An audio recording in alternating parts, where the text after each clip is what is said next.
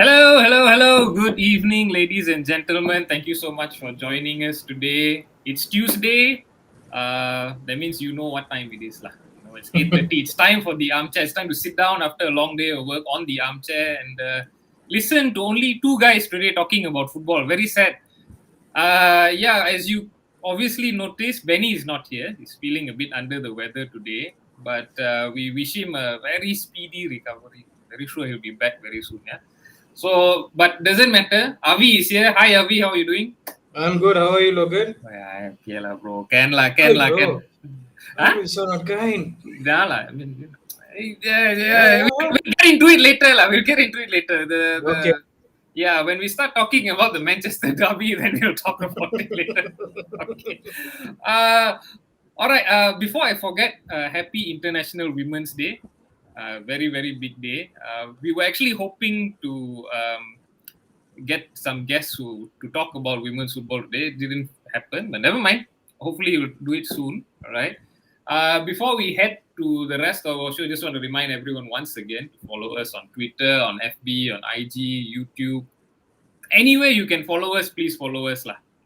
We need. Make we sure need to all subscribe to our Yes. YouTube channel. I see. I always forget this. I always forget that we need to subscribe. Yes. Thank you, sir. Yes, we need to subscribe. So today's show is all about the last week in football. Okay, the Super League got off to a quite interesting start. I think so. And we're probably going to start off with the most exciting game, the Klang Valley Derby. 3-3 Selangor and KL. 2 penalties, 6 goals, 1 point each. A lot of talking points. Avi, what do you think? What do you make of that whole game? Before I get to my point, I want to know your thoughts because after a while you're watching the Malaysian game again. So your thoughts on the Klang Valley Derby. Then I will answer. He's called me out here. Okay, no, actually, it was really interesting. To be completely honest, I had watched the Sabah game first. And then I kind of jumped in between here and there. The Sabah game, we'll get into that later. But I thought it was really fun, really interesting. Before I get into my point, I want to bring up an article you wrote, where the Selangor coach, I'm going to try and pronounce this. Fixton Biner. No, because when you wrote that, he is irritated with his team's defending. That was kind of my takeaway because I felt that, two of KL's goals were a bit could have been defended a bit better. I feel the long range ones, especially, I'm kind of looking at the keeper. I don't know. That's just how I felt because. And the manner it was considered also because immediately after that they equalized, So there is no shape, there is no solidity.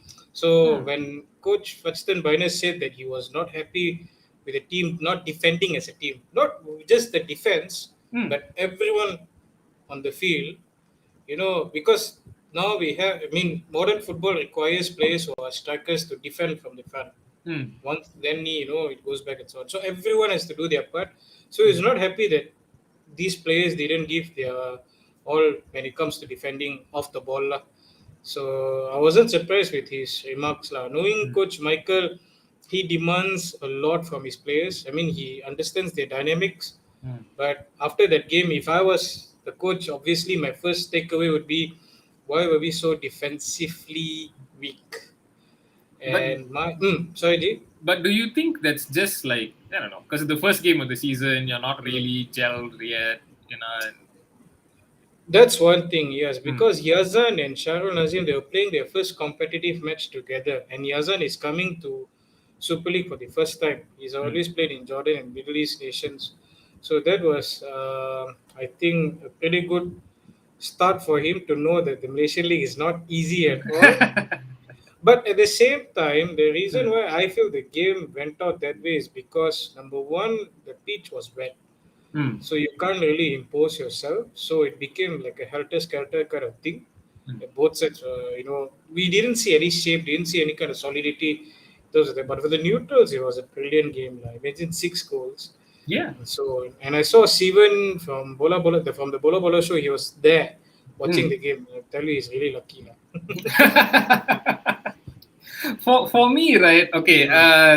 the first talking point I would argue was the penalty, lah. The first penalty, right? Mm, mm. So, a friend of the show, Kenny, has made a slightly controversial tackle. So I want to get your like view on it. Was it a My view on it. penalty? Yeah, it was a penalty, no doubts about it. No, because even Kenny told me that, was it a penalty? And I told him, yes, it was a penalty. Hmm. Maybe he escaped a card, Yeah, I believe. Maybe he yeah. should have just, I think maximum yellow. La. That's one. That's the penalty, la, the first one. The second one also was memang penalty. La. Cannot avoid it. Cannot avoid it. And that penalty happened because of their sub, Shahid Basha. I thought that boy was brilliant Yeah, that yeah, day. yeah. So I'm looking forward to see him starting for Selangor soon. La. I think the final thing for me was that, okay, sorry, there's two things lah. The first part is second goal lah, that Mm. I'm a big Warriors fan, right? So I love watching Golden State. So Mm. what is awesome about Golden State is they always make that extra pass. And when I was watching Mm. KL second goal, right, Mm. there was always the extra pass, and then you Mm. tap it in. And it was Mm. really nice to see. I feel maybe teams that can do that means there's a lot Mm. of chemistry. They Mm. really understand each other. So maybe I don't know, maybe there's a bit more chemistry there than Selangor. I don't know. KL, they have not changed their squad that much. So in Mm, terms of chemistry, they cannot complain. Maybe the striker up front is a new guy, but in terms mm, of the other personnel, I think they all know each other quite well. So it correct. was evident to the second goal. The first goal also, we could see that immediately they wanted to get a goal, and they all Yeah, yeah. worked out together to ensure that Zafri had Mm. that opportunity to take that shot, and that was a snapshot.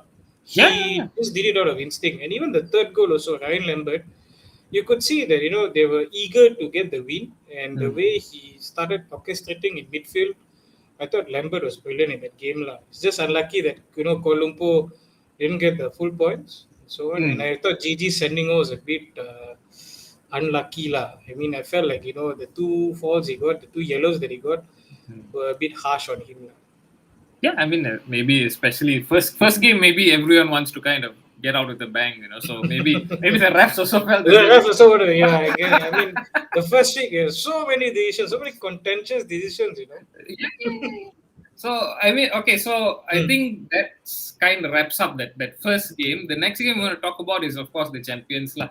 Hmm. I know you've got interesting perspective on different aspect of the game, but what I took away was Forest Theory. My God, this guy already looks like something Yeah. special lah. Hmm. He had like a kind of a sitter where he kind of missed it, right? I think the ball kind of came to him a bit like quickly. Earlier, is it? Yeah, Hmm. yeah, yeah, yeah. And then But assist for Demurga. oh my God, that assist, that back heel, and then I thought the chip was going in. I was thinking, my God, what a goal this will be. But just a bit more. But It was like a clearance because Demurga is a centre back, yeah, and you wonder why he was there. I mean, total football, lah, isn't it? That's the thing. Yes, exactly. That's They what were. Coach Azra said last week. Huh? Speaking of Coach Azrai, Hmm. again he called it lah. Hmm. He highlighted Arif, the young boy, and Arif Hmm. provided the assist. Hmm. So, I mean, they already look so super strong. Hmm. I mean, what do you think? Yeah, that's why they are the champions for a reason. They have got depth. They've got the players who can change a game. So now they've got Forest Theory. Last season they had Bergson and Arif Aiman. So now they have. So they still do, by the way. Yeah, they still do have these two players. in Yeah, their yeah, tank. yeah. So, and it's not just these three players, the other players also can contribute. So, JDT has got the depth is immense. It's crazy, And some have said that Coach Benjamin Mora is living in a PlayStation where he can just pick who he wants. And But knowing Coach Benjamin Mora, he always sticks to the plays that he prefers. He likes to maintain that shape, that intensity, and so on. What are the takeaway from that game? I think many people are aware that he wasn't happy with the time wasting. And a lot of people have asked me my opinion on this. Time wasting is not fun. I mean, imagine you're a fan, you're at the stadium, imagine the team. I mean, if you employ time wasting tactics, for example, 20 minutes, you only get like 70 odd minutes of good football. And even then, also, there will be stop and start because, so on. So, it affects the flow of the game and all that. But we also need to understand that football it's complex. Some coaches they like to employ this kind of tactics because they want to grind out results. Mm. For example, when you play against JDT, okay, I give you an example. Like, if Penang were to take the lead 1-0, Mm. don't tell me they're not going to waste time. They're going to defend. For sure, they're going to do that because Right, right. if you have to look at the squad composition of both sides, it's totally different. Penang knew what they were doing. Coach Trucha knew what he was doing. Mm. And to see Coach Benjamin Mora and also even Nacho uh, Yeah, you talking about tweeted time this, is right? Yeah, yeah. yeah, talking about this, I understand their frustration, but it is something that is going to be there. And if we want to change that, referees need to take the initiative by being more strict, Mm. not allow that to happen. But then this week we saw the standard of officiating in some games. I don't know. I'm not too optimistic about it, lah. When it comes to time wasting, Mm, I want to kind of bring it back to another sport, lah. So mm, when let's say when you watch UFC fighters, right, you mm, have mm, some guys mm. who are good at striking, some guys who are kind Right. of good at that Grind and ground grappling and and so pound on. kind of Mm, thing. So I mean, so maybe I kind of understand when you're facing a challenge like JDT, when you mm, time waste and all that. First thing mm, is, of course, you wasted. That's mm, obvious, lah. But you also mm, kind of break up the momentum. You cause them to mm. get a bit frustrated. Maybe you get it in Exactly. their head. This kind of thing. It's So, all part of gamesmanship. G. I mean, mm, it's part of it. If we don't like it, but these teams they know they have to do it in order to get a result, and we can't tell them, "Hey, you have to play football in this manner." And all that. Do you think they're going to listen to us? No, they're going to exactly, yeah. employ what they want to employ. Sadly, sadly, Sadly, I yeah. don't agree with it, but it Uh, is going to happen. We can't stop it. okay, is there a limit for you? Let's say one team is doing it and they're in the lead, I think Mm, okay. But if they're maybe like drawing the game or losing mm. the game, do you think that's too much already? When I they're think time that's too wasting, much. I right? think that's too much Yeah. because you see, when you play football, you're Mm, not going to go in to think that I'm going to draw. No, your yeah, first intention is I want to win. yeah. You have that mindset. So for them to do so, I mean, like when Coach Benjamin Mora said that even after they were losing 1-0, they still employ the same tactics and so on. I don't know. Mm, I was a bit like, wow. But that's Coach Benjamin Mora. Like, he's vocal. He says what he wants to say, and all that. So I think it makes the game fun with this kind of comments and so on, lah. yeah. I mean, speaking of comments, right? We Mm. have a few comments. None of them are questions. This is my brother asking me, let's talk about United. So my brother's a Liverpool fan, so you guys can guess why. Okay, don't worry, we will talk about United. There will be a lot of screaming, so just hold on. Let's get through the Malaysian football first. Okay. Be patient, Raghav. Yeah. Exactly. So Mm. we're gonna get to Sabah first. Mm. Disappointing lah, This one, I'm disappointing. not going to say anything. I just want to hear your thoughts watching, No, Sabah after a long time. I I I didn't think it was like okay. Obviously, the result wasn't great, Mm. but I thought overall, right, it's just maybe lacking a bit of chemistry. I think I saw the same thing Kim Sui was saying on Mm. Pocket. I think they had written Mm. an article about Mm. it. Mm. There are a lot of new faces, a lot of new people. There is, of course, pressure at home when you've got all these players coming through, Mm. and they expect a result. So I feel Mm. maybe that is part of it. But again, Neto had some chances, Mm. right? Patrol Uh, as well. Badrol as well. Just maybe that luck is not there, like just at that time. And I mean, Nagri played very very well. Nagri Simlan, Mm. I felt played very well. They took the chance. It was a quite good goal. Mm. Yeah, and I think Jones doesn't really score that many, right? Funny thing is, I Yeah. spoke to Coach Nanda Kumar Hmm. a few days ago, and he told me that Kai Jones is not the kind of player who whacks. Hmm. In that kind of situation, he will be looking for a pass or a layup or a cross. Hmm. So when the ball came to him, apparently the Negri players were ready to receive a pass. They did not Hmm. expect him to, take that shot. And what a finish it was, man. Yeah. Seriously. But credit to Negri Simla because they used their set pieces very well. And I Yeah. thought Ahmad Kuzaimi P, who is the centre back, Hmm.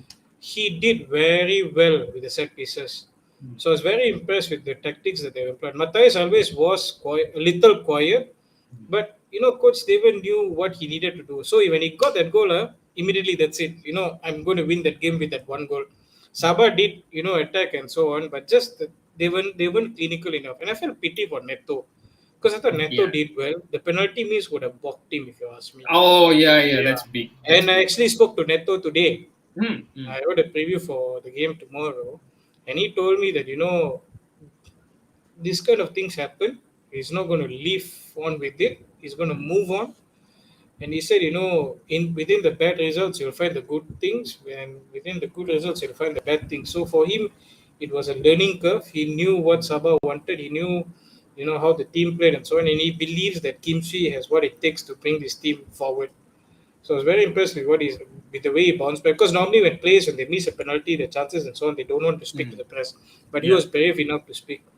So I hope he does well tomorrow against who they playing? I PDC. think Yeah, it's PJCT. Yeah, PDC. yeah. Yes, PJCT. PDC. Yes. For me, I mean, someone else who stood out. We're very, very blessed to have a fan from, or viewer. Sorry, not a fan. Getting ahead of myself. Okay, we have a viewer from Japan, and Mm. I thought Taiki really was excellent. Yeah, Yeah, Taiki yeah, was good. I was really, impressed. really good. Imagine when So he gets the chemistry right, how he can do things. yeah, You mentioned the Berbatov turn. yeah, no, exactly right. I was like screaming. I was like, yes, yes, Berbatov, Berbatov. Because there's one point where he pirouetted this. Yes, Like so he close, looked but very effortless. So yes, you can see that the European upbringing really helped him. Lah. I think it's a good signing. I think this let's wait lah. I think the Mm. best is yet to come lah. Mm. So you brought up PJ City.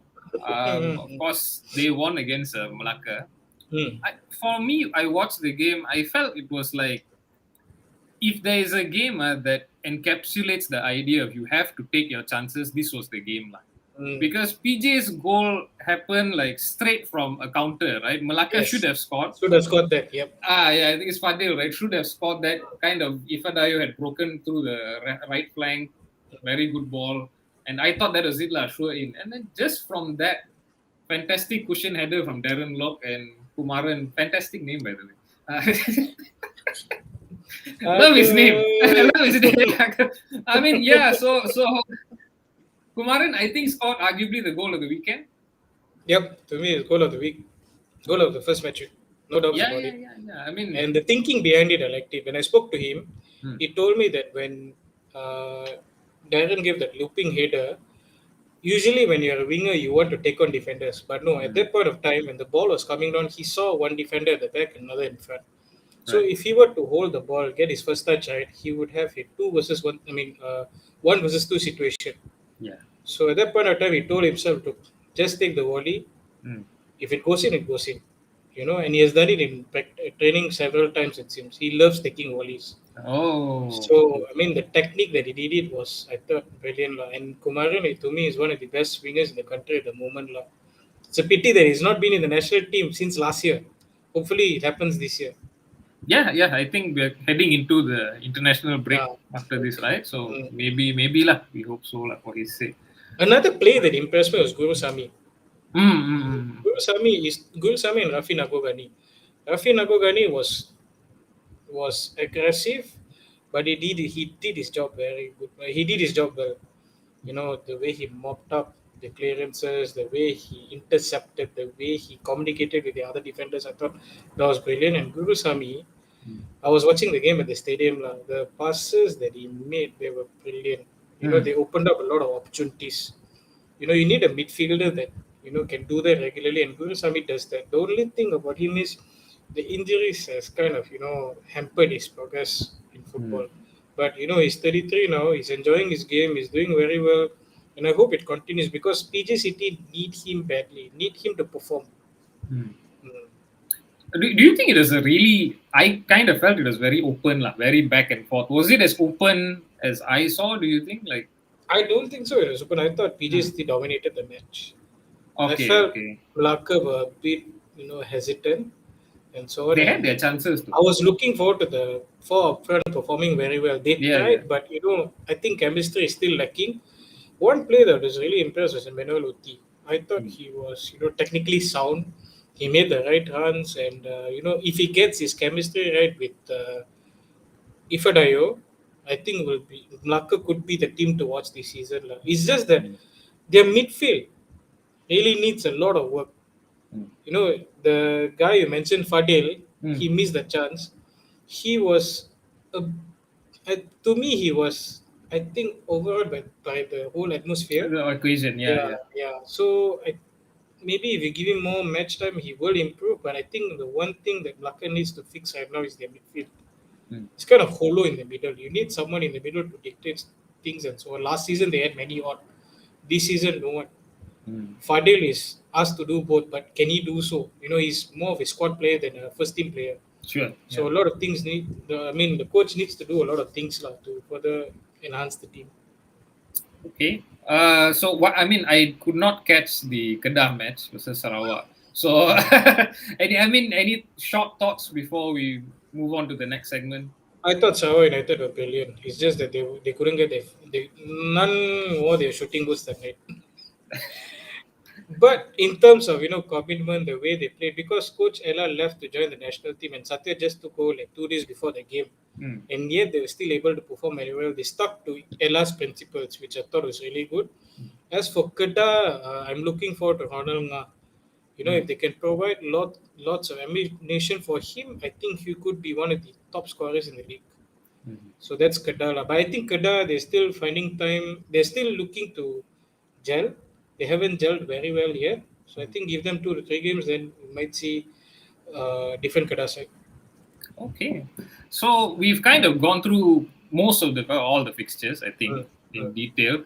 So from there, we kind of created the Armchair's first 11 of the week. I hope everyone can see it as well. Yeah, it's a bit small, but never mind.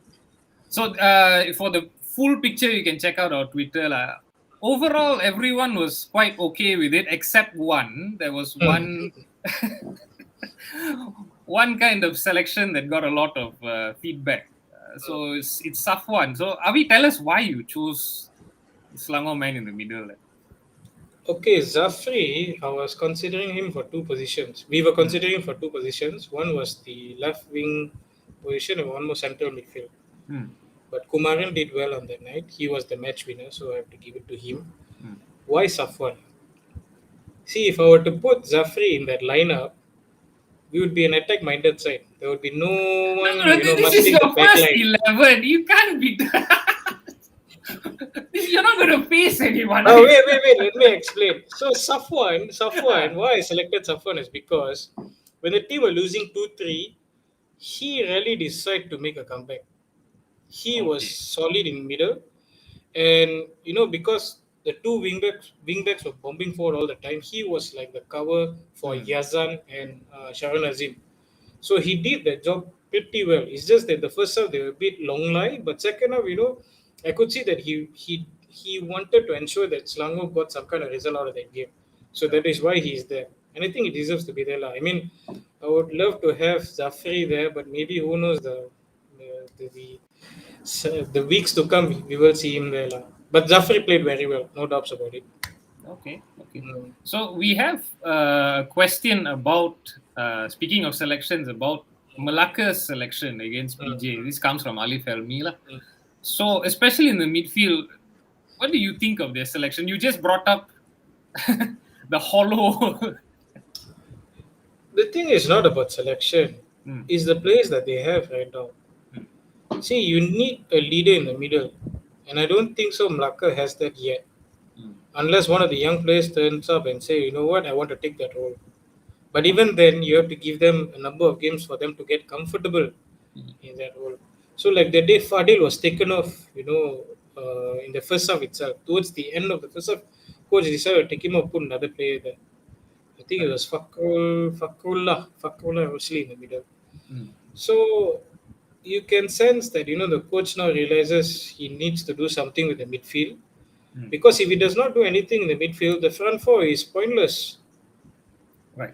Adriano is doing all the work, but the work he does best is playmaking.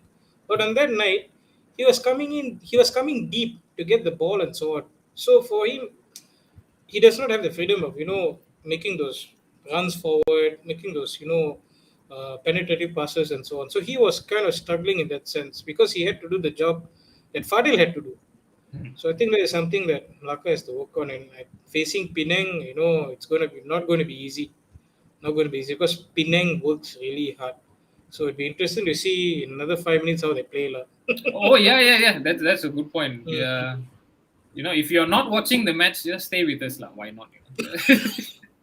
I Or you assume could people. watch both at the same Yeah, time. you can watch what Yeah. YouTube. Lama. The game is also on YouTube. Yeah. Tapa the TV and then phone. Okay. This is the league's fault. How dare you make it clash with Ah, the armchair? Oh my goodness. Never mind. so, so while we're talking about the league, we had another question from another friend of the show, like Sivan. I think who hmm. you met at the stadium that day, right? No, I didn't go for the Klang Valley derby. Okay, sorry, he was Mm. there. Okay, He yeah. was he was there.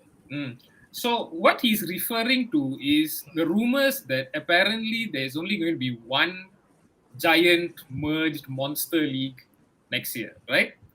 So there's no promotion, Mm. no demotion, Mm. no relegation. Sorry, not demotion.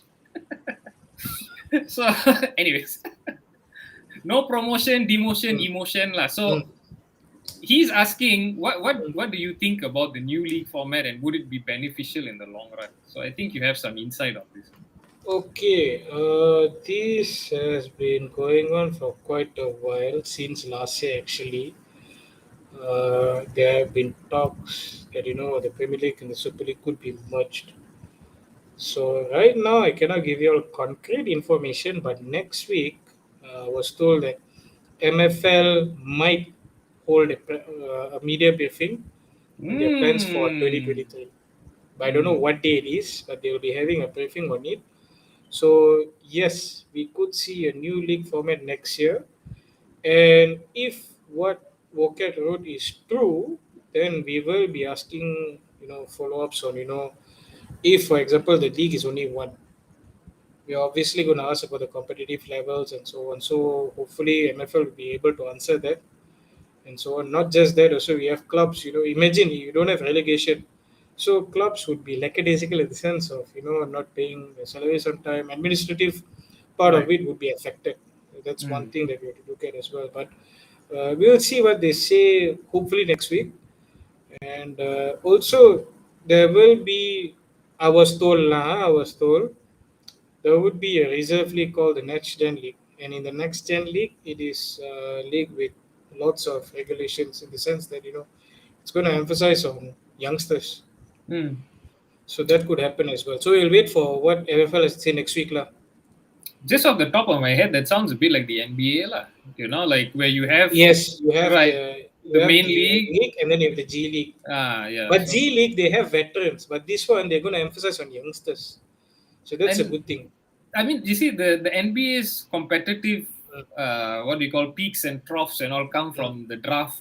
right. Where you have young players coming in, Mm, and then people are jockeying for draft picks. mm.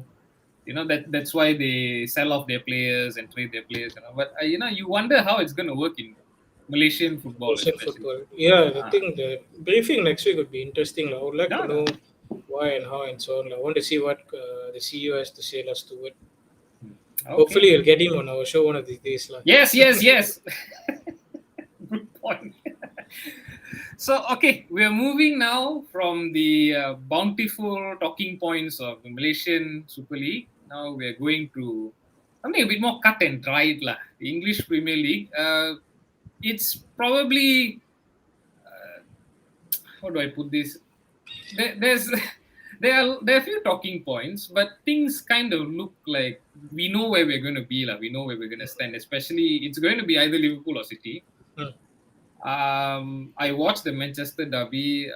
City were just frightening. I mean, really, it was like when you're playing FIFA against the They were lowest. toying with United. That's all. Exactly. Yeah. That fantastic stat where I think Hmm. City had 92% possession in the last Actually, I want to 50 share minutes. something. I Yes, didn't want sir. to watch the game, Hmm.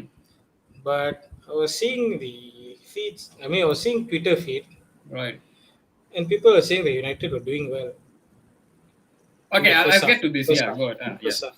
Hmm. So I was like, okay, interesting. Maybe we have a pretty intense derby match in our hands, lah. Yeah. So I was actually sleeping and I switched on Maestro on the go and I was watching the game. Should have City stayed scored their asleep. second, Yeah. and then after that it was just all out City, lah. Yeah. No, I mean, but before we get to the disaster that is Manchester United, for me, right, I'm kind of torn because I don't know who's really going to win this league. Liverpool looks so stable, so strong. Uh, I don't know. What do you think? Is Who it do you want City? to win the league?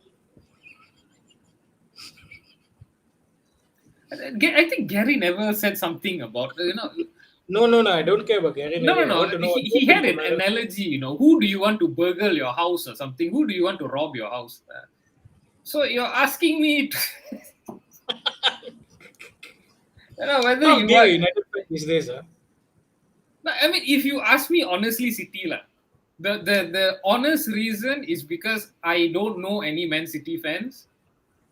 At least my age, I'm sure there are a lot of young Man City fans. Unfortunately, I know a lot of Liverpool fans. I'm married to one. My brother is one. They seem to me, My girlfriend is growing. a Liverpool fan. I didn't know. She is, yeah, she claims to be lah. Okay, Yeah. okay. Yeah. So yeah, so yeah, for me, City lah. Any day of the week, I'd rather Hmm. have City win. But I don't know. What do you think? Is it City or Liverpool? I'm inclined to say City. Mm. Number one, because that team is something else. Lah. They don't have a striker, a midfielder can play as a striker. Yeah. Everyone is able to do their roles pretty well. And they work well under Guardiola. So, see, like the day Ruben Diaz wasn't playing, they have John Stones. Yeah. You know, so depth is there. My Liverpool, they will give a strong fight, no doubts about it. And I Mm. love Klopp. I love Klopp. Mm. But if I I was a don't. Liverpool fan, I would be worried Uh. if one of the three strikers are injured. No, but the thing is, they left for the African Cup of Nations, came back, Hmm. and they're still only 3 points behind. So, I mean, they're back. Oh They're yeah, they also have Diaz. I forgot, totally forgot. yeah. But Yeah. I'm still inclined to say that City has got the better chance. Right. But I wouldn't be surprised if Liverpool wins it. You know Yeah. why? Yeah. Mm. Because if you see their form of the past few games, they've been brilliant, and I like that Diaz guy. He's good, damn good, frightening. The way he plays, and not to forget Jota. Mm. No, he's not a play. I think he's not played few games, but imagine if he comes in. Wow, They have a lot Liverpool of also has depth. Has yeah, depth. yeah. That's the thing, and I think both of these teams are so much of a different level. I thought Chelsea would be Remember, kind we of got close. worried when we realized that City were Yeah, they had yeah, a yeah, huge gap, and now it's closing in. We want to see a fight at the end of the day, and it's happening. So that's yeah. good for I mean, good for Premier League fans, lah. Mm. Hmm. I mean, just looking at the comments, there's a lot of empathy from Azri. Thank you, bro, as always, and absolutely no empathy from my wife who says plastic fan.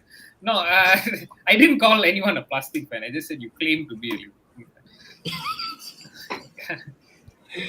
All But the best tonight, Logan. yes. International Women's Day, man. Let's not. But I think. Okay, before we get into United, I want to talk about Arsenal a bit because again, what we couldn't do, you did very well against Watford. You put them to the sword. No, really, no. We The won. goals were fantastic, lah. Yes, no Ah, doubts about it. But we considered silly goals. I mean, when Watford scored the second goal, I was like, oh my god, don't tell me it's going to be 3-3. Because, Arsenal is capable of that, imploding. okay, yeah. Thank God we kept the scoreline 3-2. And at the moment, I'm happy with how Arsenal are performing. I guess it's an advantage because you're not playing in other Hmm. competitions. We're only focusing on the Premier League. So for Arteta right now, he has to finish fourth. If he does not finish fourth, Hmm. then he will be scrutinized. No doubts about it. So where is his ceiling? Fourth. That's it, lah. If he gets third, I'll be happy. Happy for him and the team. I think if he gets third ahead of Chelsea, I mean that's Because right pretty now they amazing, have, I think, 2 games in hand right? compared to Chelsea. Yeah. So if they were to win those 2 games, I think there's only 1 or 2 points gap with Chelsea. So they can, give them some kind of pressure. But then you never know because games are being postponed and Yeah, yeah, yeah. the Premier League is so unpredictable. You Hmm. never know what will happen the next day. Next Arsenal is going to face Leicester, much tougher opponent. Hmm. So Never know. I think that would be the test for Arteta. He needs to get a result against Leicester. If he does not get a result against Leicester, then we might see the downfall of Arsenal. As Right. an Arsenal fan, I don't want that to happen. But we have seen how they have performed over the years. Hmm. They've given us so much of hope. And then you know what happens next, lah. But I think it's interesting because they are See, so, Azri also mentioned that we have three yeah. games in hand: Chelsea, Spurs, Liverpool. Not going to be easy. Not going to be easy. I So think right you've now, got Spurs, but Chelsea, Liverpool, maybe. not really. Spurs beat Everton 5-0. They look different. I think Jamie Carragher called Everton's backline championship level or something. And there was a tweet from Championship saying that saying that welcome to the Championship. Or Yeah, they tagged Everton. well, fair Yeah, enough. it's not easy for Arsenal, but if they can Mm. get results against these three teams at all, also I'll be happy, lah. Yeah. But I mean, look, let's be honest. Like, if they can beat Chelsea to third, I think that's an amazing season. Lah. Exactly. Really, I'll really build a beyond. statue for Arteta in my house. Yeah. He deserves it, especially after the start he had, and there was a lot of talk about him being sacked. And Being all this. sacked and so on. I mean, the way he bounced back, and also he stuck to what he wanted. Like, for example, his argument with, he had a tiff with Aubameyang. Right. He stuck to his principles. So, in that sense, you have to praise him Mm. because he's steadfast on what he wants. Mm. So, I hope that, being that stubborn will lead to some kind of result, lah. Yeah. Okay, so of course there's two sides of the coin because City were amazing, United were terrible as always, lah. I think there's what that game kind of told me, and I think it's something that I've probably been feeling for a while, but maybe this game kind of cemented it, lah. At this point with United, there is no point talking about the players, the tactics, or Ronaldo, or whether he's playing, whether he's injured, Pogba. None of this matter anymore. There's no point talking about Ralph Ragnick. There's no point talking about anything besides that club is just rotting. My personal feeling is it's just rotting because you see, before this we said okay, Oli wasn't good enough. All right, Oli's not good enough. Then before this, you said the players aren't good enough. Fair enough, players are still not good enough. United's midfield kind of looks like this. It's like, you thought Malacca's midfield was a whole. Yeah, a bit of behind the scenes. No, but okay, they have a midfield problem, which is fine. Okay. Before this, we had a striking problem. We got Ronaldo, we got Sancho, we still have Rashford and all this guy. No matter what changes, that club is just like a company that has a terrible work culture. That is it. Whatever comes in just rots. Okay? Because why I say this is that immediately after every defeat or whatever, there's some new leak, in the dressing room. There's some people saying, this guy is a teacher's pet. There's a clique between the English and the non-English. Rashford is now looking for a way out. He wants more game time. That guy, based on his charitable acts, sure, give him game time. Based on his form, he should not be let in the stadium because he has been absolutely rubbish for a long, long time. Rashford has been really bad. Okay, so the point that I'm trying to get to here is they don't have any sort of mentality. They don't have any sort of grit. There's nothing. It's just like when you go into a company or a organization or anything, a group where everyone is backbiting, everyone has a very negative mentality, everything's very toxic. You just feel like you're not going to get anything done. You're not going to think. So you don't have confidence in your team. You don't have confidence in the next. Bruno Fernandes came in, I would say, set the club alight. He's been bad also because, he looks around and he just keeps screaming at everyone and screaming at the referee and screaming at the ground whenever he dives, So what's the point? It's my thing is that Manchester United are not going to win anything until or unless two things happen. All right. The first thing is unless those idiots at the top of the club go out. Okay, the Glazers go out and there's a whole sea change. Not gonna happen. Okay. The second thing is if they get a manager and they realize that they need to let him manage. Means the manager needs to be a larger than life kind of presence. Someone like a Klopp. Klopp came in, molded Liverpool to his image because, to their credit, FSG, John Henry allowed him to do so. You know, it's probably the same with City because But City isn't want that why Ragnick was brought to change the culture and no. everything? Rangnick was Mm, brought in to change the culture, mm. but he's not doing so because again, I mean, this is just according to what the fans are saying, the leaks and all this kind of thing. Ralph Ragnick would not play Harry Maguire. Okay, he would not let Van der Beek go out on loan. God knows what that man has done to the club, lah. Okay, I don't know why Van der Beek is, but okay, we had a brief moment of pressing in the first game. After that, we stopped the pressing. It's been slightly more organized, but there's been no sea change. It looks like just a normal United team. So he's coming to change the culture, but if you don't allow him to make wholesale changes, he's not going to change the culture. And that's what they need. They need the culture to just change. So it needs to be a complete clear out, whether it's a few years or whatever. But Mourinho won our last trophies, right? I think. Mm. Yes. Yeah. Okay. He was kind of larger than life, but he's that scorched earth kind of thing. When he comes in, he leaves a trail of fire behind. Everyone hates him and he leaves. He's done that in multiple clubs. But isn't that what professional football is about these days? Hmm. In the past, players played for the badge, they were passionate and so on. But right now, football is a business. Players they see Okay. themselves as entities. So Okay. when they join a team, they don't see themselves as, look, I'm going to be this so-called Mm. hero of the club by staying there for a long time. I'm going to Mm. stay there for like 2 to 3 seasons and then I'm going to move to another club. See, like for example, Haaland, I'm sure Borussia Dortmund fans in the past they would have wanted him to stay long, but now they understand the fact that he is using Borussia as a stepping stone. So maybe do you think that's happening in United as well? Why do you think that culture has seeped in? How did it? How? Who allowed that to happen? Why it Okay. happened?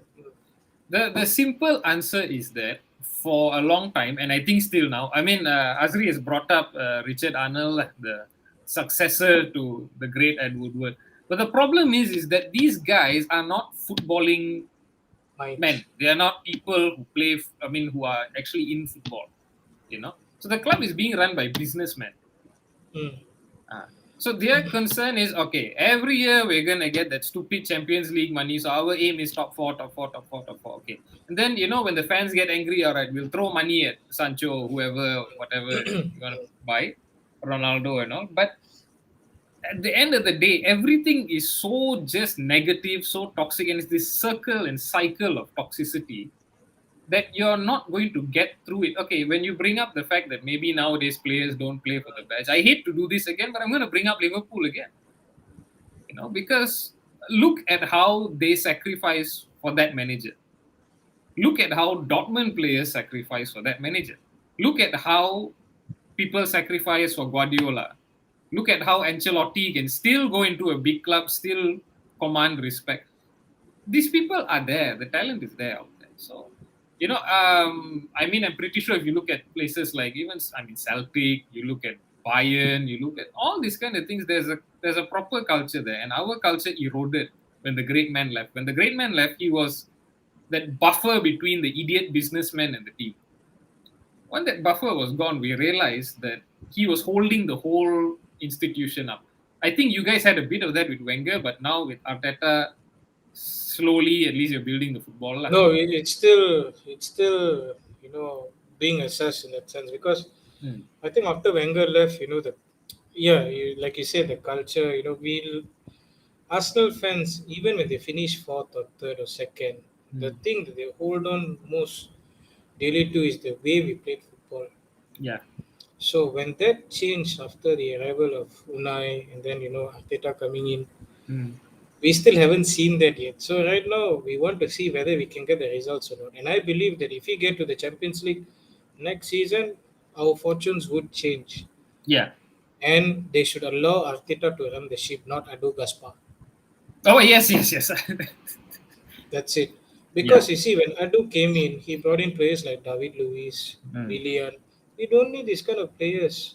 You don't. You don't. Yeah, you don't. And I was happy that they got Ramsdale because Arteta insisted that he wants Ramsdale. I'll admit, I was like, why would you sign that player who got Mm. relegated twice for that amount of money? But the way he's on the pitch, the passion he shows, Mm. and he lives and breathes the club. So we want that kind of players, and I think Arteta can sense this kind of talents, and I think they should allow him to do that. Tomiyasu, I mean, now he's Mm. injured, but when he first came in, my God, the energy he showed, I was like, this is the kind of players we want in Arsenal, Yeah, yeah, yeah. But it should be consistent, not just some kind of fantasy where you can watch it once and that's it, boom. We don't want the kind of thing. No, and he's proven it as well. When you bring in players like Smith Rao, sorry, as as our friend Benny used to say. So when you have no, you're unearthing I wish gems. Benny was here tonight. He Yeah, was yeah. making fun of Bukayo Saka and so on, saying that he'll join United, right?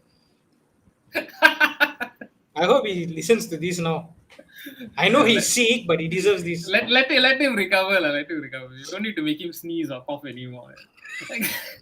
But okay, I just want to end this United kind of thing by saying honestly, I feel at the moment Newcastle are going to win a trophy before us, most likely. Really? Wow. Why Yes. do you think so? No. Okay. Okay, fine, fine. I mean, Ah. speaking about culture, this culture eroding and so on, okay, you need a manager to rebuild that back. Who Hmm. would you prefer? You see, yeah. Hmm. After Oli, right? I think a lot of us were still holding on to the belief that it was maybe a new What? manager, lah. So Ralph Rangnick is a really good manager, proven manager. He was the manager that all of us kind of wanted to come in Actually, for. Ragnik, I have a point to Uh, say. I think many people have also mentioned this. hmm. He is a guy who is good in a startup club. Young players, He this kind of develops thing. from the bottom.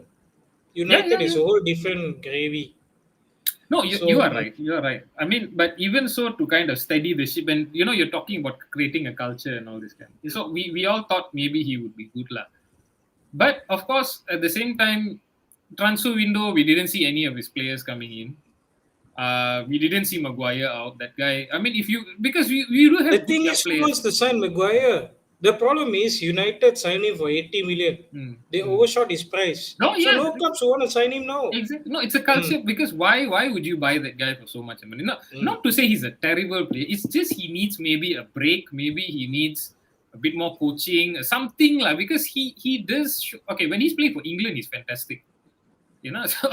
So I don't know what happens there, but I feel if that's the case, then there's a culture problem. When Pogba goes to France, he's fantastic. When he wants to, he shows flashes here and there. So I just feel like It's the culture. it's the culture. There is something wrong with the club, with the DNA. That a new manager, unless he is a truly larger than life figure who is crucially allowed to If create a you ask culture. me, if you Uh, ask me, DNA shouldn't be the priority right now. The culture. yeah, yeah, yeah. And I think right now, if Ragnik is bold enough, promote some of the boys from the academy. Look at Elanga, one example. I'm very sure Mm, he would want to. The problem is you've got so many multimillionaires there who, That's true. So immediately when Rashford isn't playing, you everybody start to talks hear. about it. It's interesting. I was watching what do you call the United Stand what do you call this evening, and they mentioned that Rashford has not denied the stories about him wanting to leave. Oh, okay. A lot of times when there's stories, he will take to Twitter and then kind of shut it down. But this time he didn't, huh? He didn't. Yeah, so I was like, this evening I was listening just before the show, and they were saying, he didn't say anything, which means he wanted that to go out. Which means if you've even got the players that so-called bleed United, that all these Mm, homegrown talents who are looking for a way out or who are trying to angle for more game time, there's a toxicity there. So mm. yeah, that's everything wrong with United. We could go for another hour on this, lah. But Lots of things changed, lah. Huh? They won't change, lah. They won't. Ten Hag, whoever else, Pochettino, I don't think so. It's going to be the same. Let's see next year. Okay, so we are moving on to another segment that I think we have time. We have some extra time here. Okay, we wanted to because there's no guest today. There's only two of us, so we wanted to do kind of like a fun top five based on what Rashford announced, or the leaks that were announced today lah, about Rashford. So Rashford's a one club man for now, but suddenly he wants a transfer. Okay, so we wanted to kind of list our top five one club players who we wish had a transfer. Like, they were one club players, they were loyal, fantastic, but we wish you would have, maybe tried something else here and there.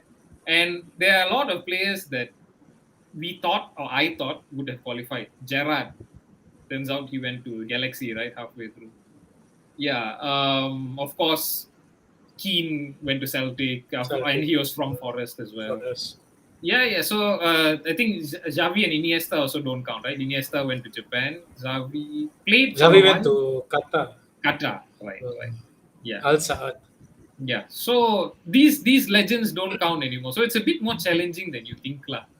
So Avi, you want to get us started? Who's the first selection? Philip Lahm.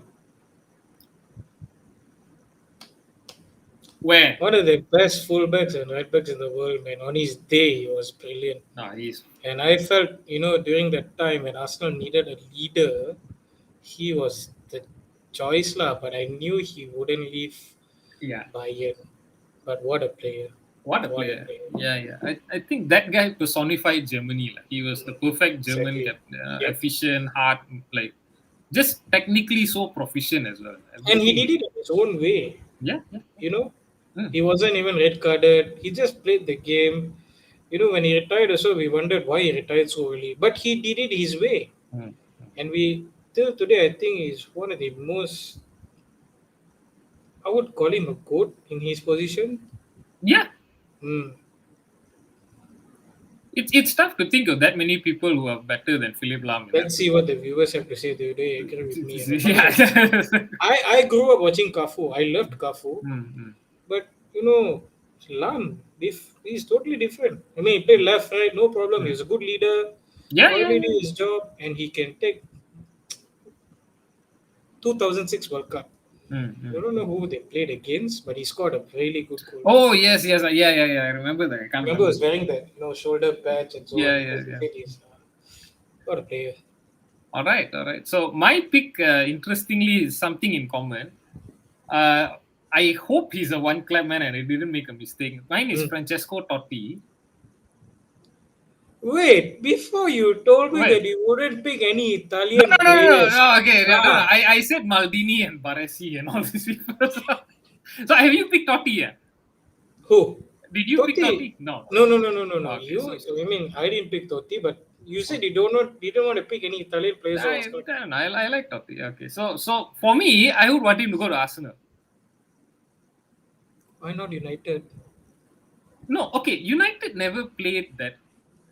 We've tried this thing with that kind of 10. It's never really. Why you're being so kind? No. I think, right, like Totti at his prime, in his prime, that silky, that just the intelligence. I think he would have been what you hope Mesut Ozil was. Like this supreme creator kind of thing, and I would have loved to see him in the Premier League because a lot of people say the what's the word I'm looking for? He was nearly coached by Madrid, by the way. Yeah, exactly. So I mean, and I think if you ask me, if he wanted to leave Roma, I think his next step would have been the Spanish league, not the English Premier League. I don't know why. I just had the feeling that he wouldn't play in that league. For me, right, I've always heard the stereotype that, the English league is very fast, it's very rough, and the Italians, can't really survive. We're very much like a slower league. And then you look at every damn tournament where Italy beat England, and you start thinking to yourself, it doesn't make that much sense, What are you really trying to say here? Because if they can't deal with the English, how can they beat them all the time, right? So I always felt that. I would like to see the league intensity could play a role also. Maybe after a while they get tired. Because Premier League is always all out, aggressive. Whereas the Italian league, they are some games it's end to end. Some games they're just purely tactical. So maybe it does have a factor in terms of fitness. Maybe. But I felt his skill. I'm no expert, but I'm just saying what I feel. Well, none of us claim to be express. Like. We are on the armchair anyway. There's no express. Exactly. Unless there's a guest here, there's no express. Okay, so your next one. Next one, Marcelo to United. Yes, I like that. I was hoping for this for a long time. Marcelo To to United. United would have been fantastic. But the time Evra was kind of there as well. So, I mean, when Evra was, yeah, going down. heading towards 30, Hmm. they could have sent Marcelo. Yeah, I think in the sense, have they really addressed the left back issue since Evra left? Luke Shaw, if he wasn't injured all the time, would have been okay. I feel. I thought Marcelo to United would be a good choice. Lah. No, you're right. Marcelo would have been fantastic. Your pick. Sorry, yeah. Your pick. My one, bit strange. I don't know if people remember him anymore, but Matt Letitia. Southampton. Southampton. But again, Matt Letitia, I have to kind of make a distinction because on Twitter, he's a bit of a strange guy talking about anti-vax and conspiracies and all that. Anyway, But as a player, he was brilliant. no, Just oh talking about my being a God. Yeah. Letitia, I think I'm not even going to set a club. Letitia, anywhere in a big club, I would have loved to see that. I think people like Xavi have talked about his skill levels, and really, there was a man who scored great goals. I don't think you can find anyone that well. So, yeah, for me, Matt Letitia, and I think he would have been a bit more capped for England as well. If he had gone to a bigger club, exactly. Yeah. I didn't like what in the past, I think coaches see the reputation of the club instead of the ability of the players. Mm-hmm. Not like, international coaches these days. You can see this, players from various clubs and all that. They pick based on their form, their ability, and all that. I think the emergence of data has really helped. It has, but then again, I also feel like Letitia at that time, if you remember, the competition of Exactly. that Yes. era. No doubts I about mean, it. Lots you of have basic information. Shearer, Sheringham, you have people, Andy Cole, Ian Wright, who can barely get the game, So that four alone. That's true. You have a point as well. Yeah, it's tough. So, okay, take us home, the final one. Will. Final pick.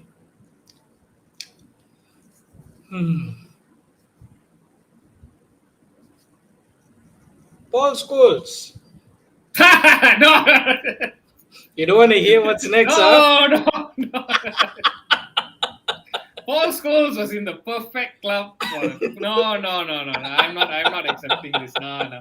I was so nice to say Totti to Arsenal and you throw this on my face. Okay, all right. Finish your thought, Yes, Scholes. No, okay, fine. I'll change it, lah. Not okay. Scholes, go. Where? No. Let me be nice, lah. Yeah, I'm sure you're gonna say Liverpool or something. Arsenal. Scholes to Arsenal, okay, I don't mind. Scholes to Arsenal, okay, but then I would feel bad because you would have never have heard of Patrick Vieira or He alongside Patrick Vieira.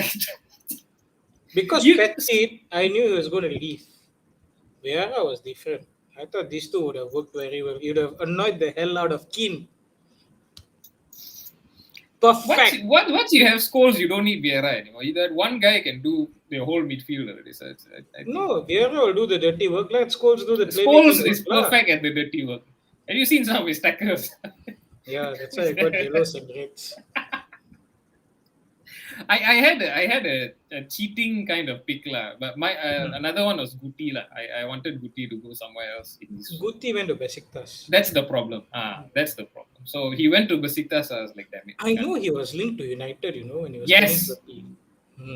No, but there are so many people linked to United. Oh, your brother just said something, man. Okay. All right. Just No, you answer that. I'm not going to answer that. Certain comments don't deserve an answer. Literally, the stupidest comment I could think of. I mean, if you have to start a debate on the best midfielder in Premier League, it's going to take one whole. There is no debate. It was Scholes. Second was Carrick. So on that note, okay. On that note, right, let's move on to our final segment. La. So this is a bit fun segment. We've done this with all our guests, but this time since we didn't have a guest, it was just the two of us. We thought we would do the rapid fire section for Avi, okay?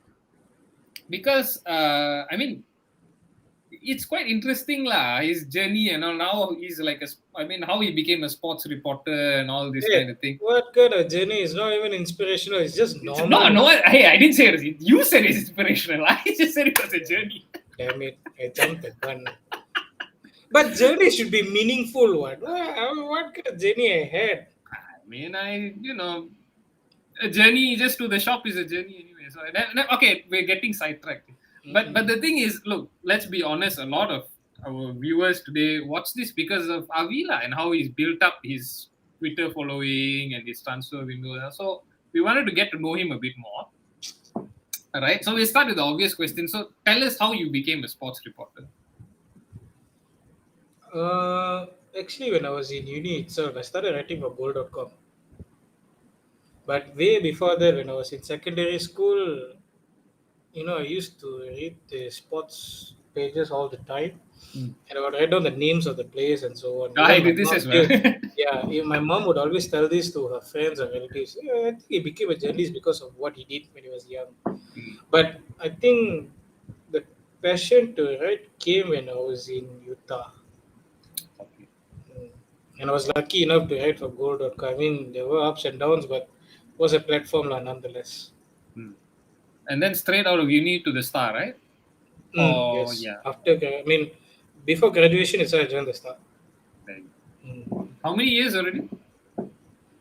So I was there for 5 years, and then I left to do my masters and also dabble in other sectors, did PR and corporate.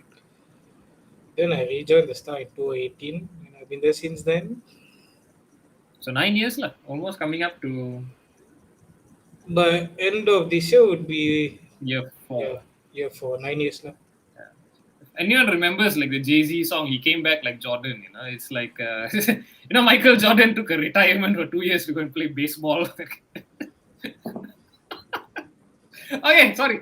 So the next one. Actually, that wasn't really an inspirational thing. No, not Jay Z. I mean, me returning back to the Star. It's because I just wanted to leave corporate. I just couldn't handle it. That's it.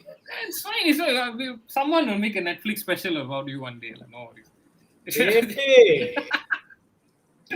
Okay, so throughout that 9 years, who was your best sports person interviewer? You've interviewed some big names, Lotta Matthias and all this kind of thing. Yeah, I'm thinking it's either Lotta Matthias or Fabio. No, you know what? Marlon Alex James. Really? Oh, this is interesting. Why?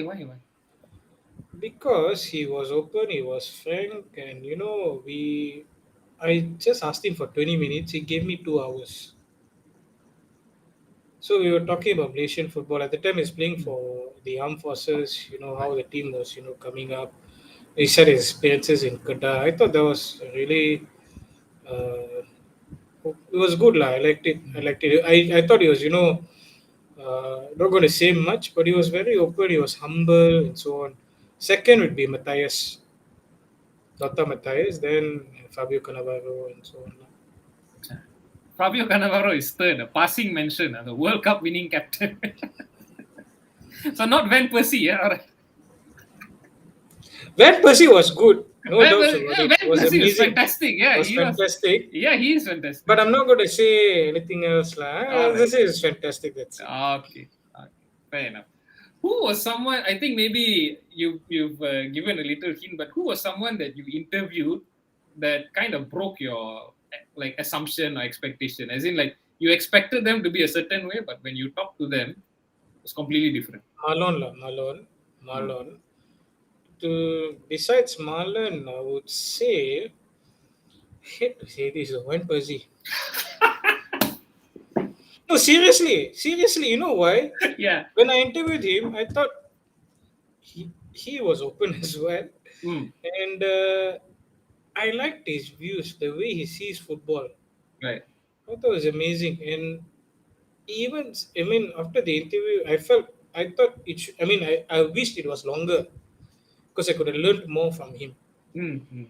And he was just taking up his coaching badges at the time. He was coaching the strikers in Feyenoord. I think now he's with the academy, if I'm not mistaken, and assistant to Arne Slot in Feyenoord.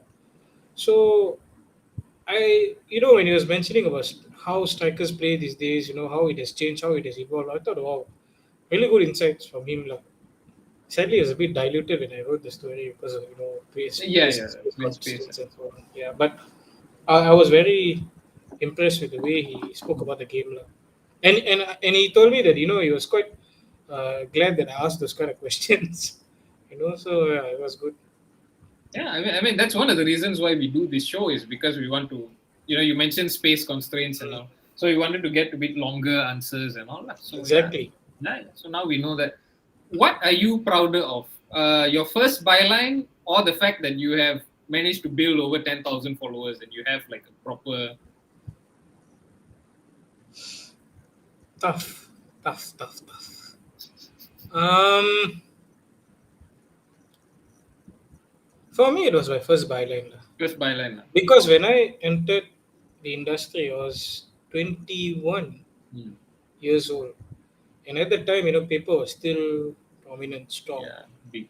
So when I saw my first byline, it got me excited. But right now, digital era, like what we're doing right now, the Armchair, I'm happy we started this. It's a new platform, so that everybody can watch and share their thoughts and so on. Yeah. And Twitter, I've always told this to many of my colleagues that it's high time that we really go into Yeah. social media because Hmm. people are there, everything Yeah. is there. Yeah. So I'm glad with the amount of following that I have. Hmm. I hope it can get bigger in the years to come, but I know to get that I need to improve myself. I need to continue learning even Hmm. until our whole lifetime we have to continue learning. And so you can't just say, oh, I'm a top sports reporter. Why Hmm. am I having this kind of, why do I have this certain amount of followers and so on? No, I have to continue learning Hmm. to, further expand the thing. Lah. And yeah, Armchair gives us the platform, not just me, but you and Benny as well. Yeah, yeah, yeah. Yeah, that's true. That's true. Okay, so we're going to move towards that football side now. A team you enjoy watching that's not Arsenal or Opera. Borussia Dortmund. Oh, yes. Always. Borussia Dortmund. I mean, after Klopp left also, you can see that the style of play has not changed. Yeah. And, I don't know, like, you somehow get, you warm up to them. you Yeah, know they're a very yeah, easy club to like. easy club to like. uh, uh, Like, I watched the game there before. hmm. Amazing.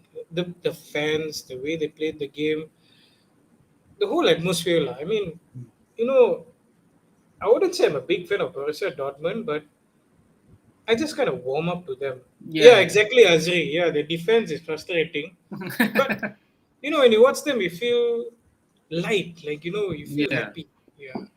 Yeah, yeah. They're entertaining. It's like proper Exactly. football kind of thing. Proper football club. In proper football club, in terms of Yeah. the fans' engagement, the way Mm. the club warms up to the fans. Fans have a bigger say there. I was like, wow, this one, lain macam. Yeah. Okay.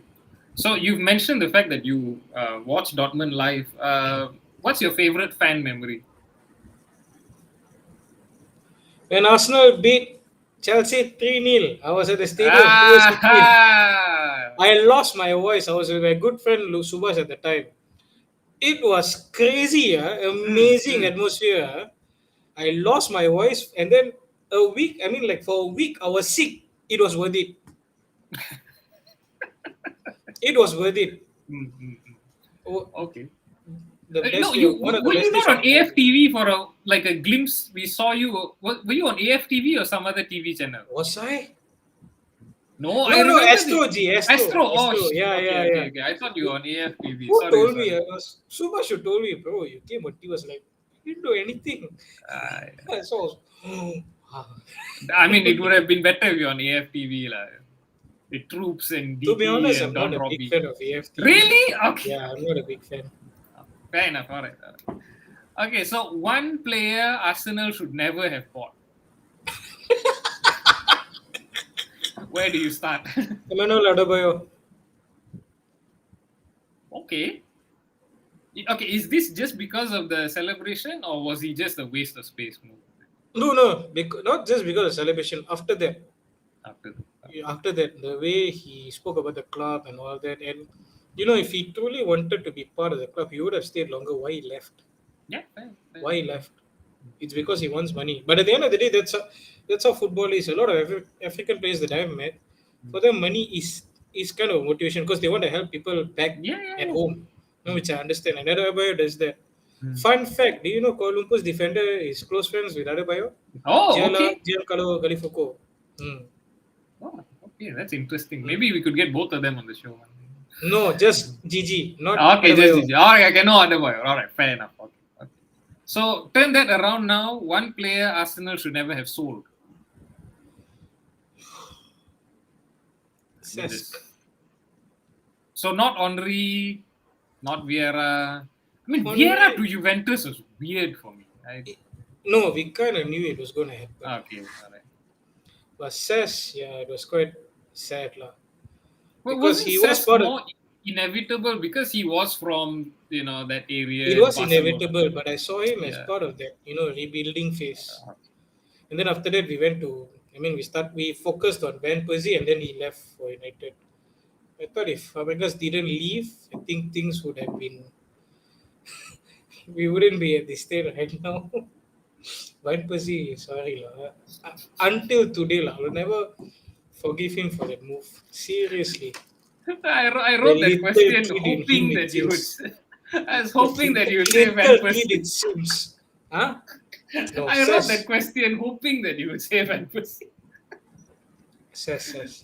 Okay, all right, Cesc. Okay, this is very tough, but because I'll give you two answers, lah. Okay, your favorite player to watch in Malaysia and your favorite player to watch outside of Malaysia.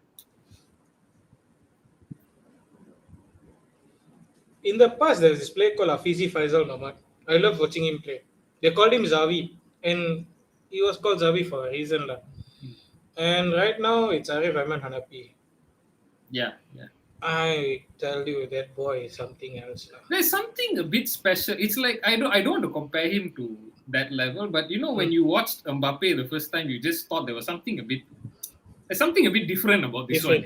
Yeah. So he's nowhere near Mbappe, but there's something a bit different about This kid. He's brave and he doesn't care who he's facing. I like that. And he's humble. Right. And I hope he maintains that so that he can progress further. I hope JDT have said that they're going to protect him, and they are doing so at the moment. So yeah, I hope he goes overseas soon. I think he deserves a break. I think he's one of the best under 20 players that we have at the moment. The best, not one of the best, the best. The best. The best. And outside? Outside, a lot, Laji. It's tough, right? To Even narrow right down now, one. right now. Yeah, right now. Yeah. Ajax's winger, Anthony. Oh. I think he's exciting. He's skillful and so on, and he does the job for Ten Hag.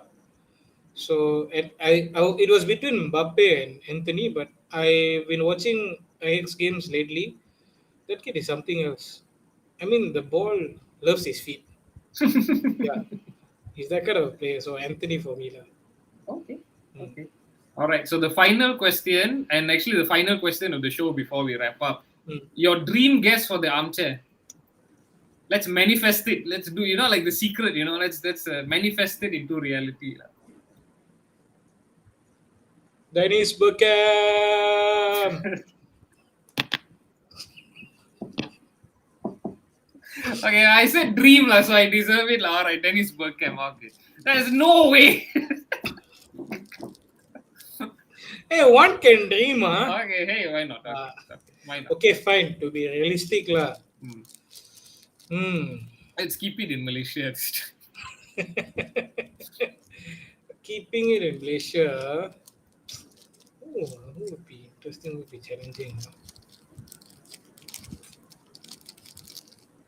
Oh, I'll stick to Bergkamp. Bergkamp, okay. Why not? Why not? You can ask him about Vanderbeek. Yeah, I'll ask him that question. Yeah. That'll be the only question I ask. Boss, Oh, why you asked you to go to United?